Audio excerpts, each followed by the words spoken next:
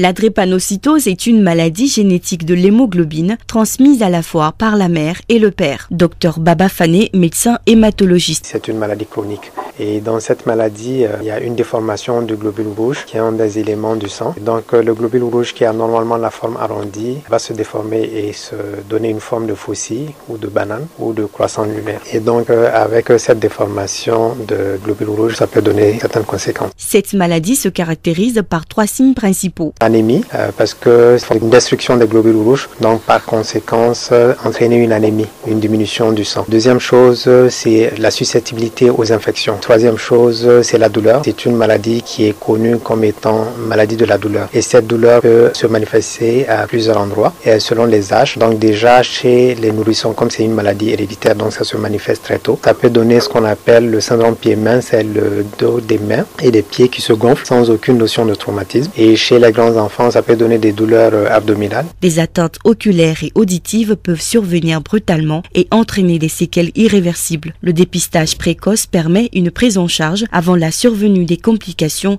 et améliore considérablement la survie des patients. Alors de ce fait, les facteurs déclenchants des crises sont à connaître par le patient et son entourage. Les efforts physiques, la fièvre, la déshydratation, le froid, le stress, la grossesse.